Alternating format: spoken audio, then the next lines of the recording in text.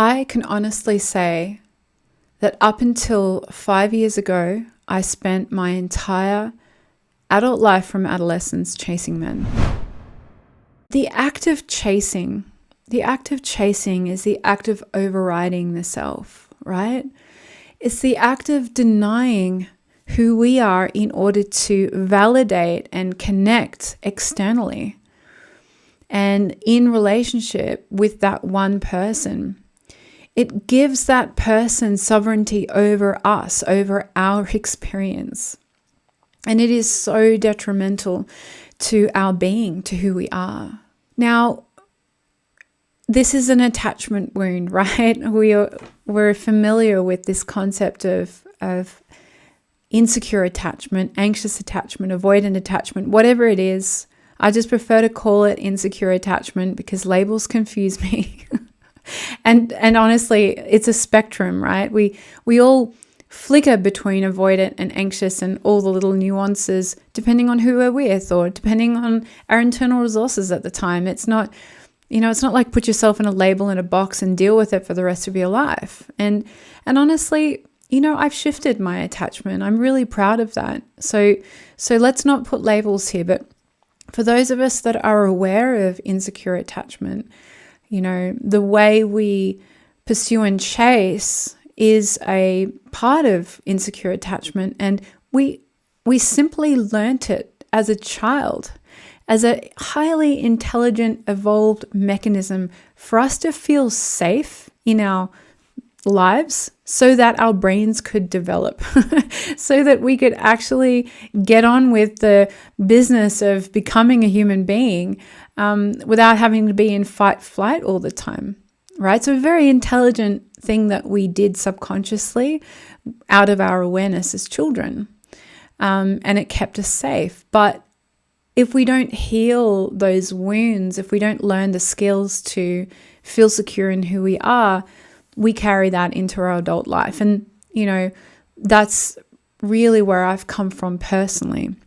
I've come from chasing myself in other people. I actually had an ex tell me one day, he looked at me and said, you can't live inside me. Because he sensed that I was trying to get into another person's body to feel whole, because I didn't feel whole in my body. Now, one of the reasons I felt really strongly to post this video is one of the things that I struggle with as a relatively new creator here on YouTube is that in the dating kind of niche, there's a lot of information about how to, what tactics to use, what texts to send, what, how to get that person to like me. And that is playing into this exact wound, right? That is playing into this sense that we aren't worthy as we are, and we need to learn external, tactics to secure a relationship. But the actual reality is that as we are right now in this moment, we are 100% worthy of love. And it was the truth the day we were born, right? The day we were born, we were worthy of unconditional, secure love. And the circumstances that we entered into with our parents and primary caregivers that kind of acted as a perfect storm to create insecure attachment had no reflection on us. It was totally what was going on with them. And I'm not blaming here. I don't want to place ourselves as a victim. I just want to say that let's normalize the fact that most people in that generation didn't know how to parent, right? Let's look at it from a historical perspective. Those of you that did end up with a secure attachment, kind of got lucky. Most of us had some difficulties in childhood, but we personalized it in that moment and we made it about ourselves in order to protect the image of our caregiver. And that's where we get into hot water. We personalize it, we shame ourselves, and we dive into this deep shame spiral whenever it comes to connecting intimately with someone. I still notice myself do it. I might say something or do something to give the other person power. And what floods in is this kind of tidal wave of shame. And I've done a little bit of work to know that it feels foreign enough in my body that I notice it and it kind of jolts me. But that's the actual energetic process that when we've learned to place our caregivers on this kind of pedestal, and the way to keep them on that pedestal is to hold shame in place. Shame has to live within us when someone else is more important than who we are. And this is why we need to stop chasing and stop placing in this way, because we are creating this well of shame within our body that is causing such distress and so many problems in our life. It's trickling into your work life, it's trickling into your friendships and your family, and it's the whole world. It's like a filter that you see the whole world through. It's a true shame filter. And as long as that filter is in place and you're out there dating and you're in relationship, you are choosing and discerning people from a place that you are of lower value. And that's going to guarantee you get into another relationship that you have to act from this place of shaming myself, putting them on a pedestal. However that looks like. In my last relationship, it was me always having to perform for love. I thought I was on top of it, but then again, it played out again. So clearing this filter is of utmost importance from the beginning, from the dating stage, so that you can discern and be onto your own sabotages and wounds, because this stuff lies really deep. So how do you actually stop doing it? I really wanted to open up and share my experience, and you can hear more about my experience in my masterclass. And the link to that is below. I dive more into the nitty-gritty details, but the way I came to start healing my relationship with myself and seeing the kind of dynamic that was going on and had been going on since childhood was to feel belonging in moments with people that were capable of holding a space for me. I was very fortunate to meet people who had that capacity in my 20s and had sessions with them. And I started to get it all out. It was like a bit of a spout, just trying to speak it all out and get all the energy out. And they were able to take it, right? In that mirror of safe relationship, there was kind of that validation which allowed it to drop away. And once I started to feel a sense of belonging in my body, I started to come into relationship with my body. Previously, I'd been living from the neck down, right? I'd been kind of cutting off my experience and denying my being in order to get connection, to feel validated and get into that cycle. So it was re-belonging to my body, opening up the channel and reconnecting to what I'm actually experiencing. And I have to tell you, it was incredibly shocking at first. It was uncomfortable. It was, oh my gosh, this is what I've been doing. It was truly a case of you've got to get worse before you get better, right? I thought at the start that, I got a taste for it and it was exciting, but then the well opened up. But with the well that opened up, the payoff of being able to sit in my body and feel a sense of safety and belonging as my resting state, that feeling tangibly was so sweet that was worth more than the pain of awakening to where I'd gotten to in terms of my self-abandonment. And once you kind of drop into that, it's pretty clunky, right? Once you get self-aware and you get smart, it kind of can feel like there's two parts of who you are. There's the part of you that's still trying to get validation and it still wants to externalize everything and isn't quite ready to be with you.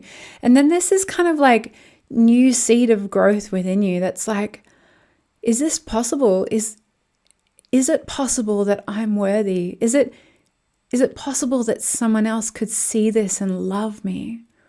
Is it going to be okay for me to sit with this uncomfortable emotion that I can now see and to not die, right? Because it's fight, flight that we're actually feeling unsafe, that we're on a nervous system level thinking we're going to die. It doesn't make sense cognitively, but the body's believing it, right? That's That's the effect of trauma. So I got lucky and had those sessions. And then really it was the practice of, the breath that I discovered was my thread to my body.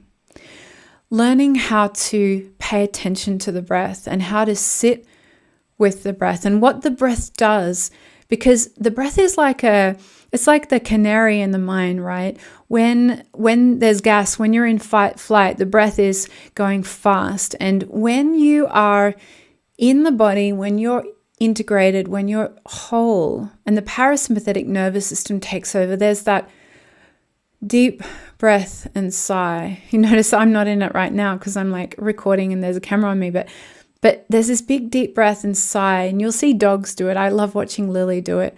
And that lets you know that your nervous system has switched over into that rest and digest state. So paying attention to the breath is what really started my journey to come into relationship on a daily basis. And there's a lot of information around polyvagal theory and all this kind of stuff that I don't really know enough about.